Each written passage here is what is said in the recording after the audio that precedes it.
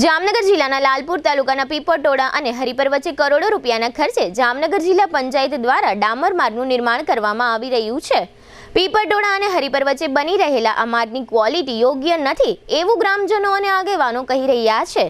જિલ્લા પંચાયતના નાયબ કાર્યપાલક ઇજનેર અને કાર્યપાલક ઇજનેર આ માર્ગના નિર્માણ અંગેના મેઝરમેન્ટના કાગળો સ્થાનિક આગેવાનોને જોવા માટે આપતા નથી એવી આગેવાનોએ ફરિયાદ કરી છે અને જણાવ્યું છે કે માર્ગના નિર્માણની કામગીરી સ્પેસિફિકેશન મુજબ થતી ન હોવાનું કામગીરી પરથી દેખાઈ રહ્યું છે। આ અંગે ગ્રામજનો, સરપંચ તથા ઉપસરપંચ તેમજ તાલુકા પંચાયતના અગ્રણીઓ વગેરે દ્વારા આજે સોમવારે સવારે જામનગર જિલ્લા પંચાયત ખાતે જિલ્લા વિકાસ અધિકારીની કચેરીમાં આવેદનપત્ર આપવામાં આવ્યું છે અને આ અંગે ઘટતી કાર્યવાહીની માંગ કરવામાં આવી છે।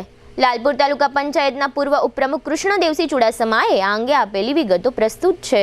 પીપળટોડા ગામે જે કામ ચાલી રહ્યું છે, સરકારશ્રીએ 9 કરોડ રૂપિયાની અમને સગવડતા સુવિધા આપી છે। તાલુકાને જોડતો રસ્તો, એ રસ્તાની અંદર એકદમ નબળું કામ ચાલુ થઈ રહ્યું છે। ગામની અંદર 1 કિલોમીટરનો રોડ છે, એ રોડ એને તદ્દન આખો ખોદીને રાખી દીધો છે। ગામને અવર જવર કરવાની પણ ભારે મુશ્કેલી પડે છે।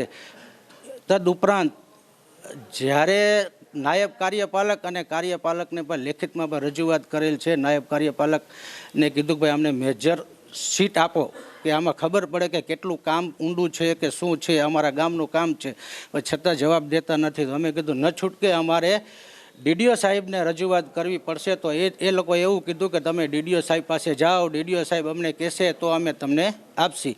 અને જે અમને સીટ એસ્ટિમેટની નકલ આપે છે એ ભાવતાલની આપે છે, મેજરમેન્ટ નથી આપતા કે કેટલી ઊંડાઈ છે કે પહોળાઈ છે કે કયું માલ મટીરિયલ વાપરવાનો છે, એ લોકો એમાં જવાબ દેતા નથી। એટલા માટે અમારે ન છૂટકે ડીડીઓ સાહેબ પાસે અત્યારે અમે સમગ્ર સરપંચ, ઉપસરપંચ, સભ્યશ્રી અને પૂરા ગ્રામજનો બધા એક સાથે ડીડીઓ સાહેબને આવેદનપત્ર આપવા આવ્યા છીએ।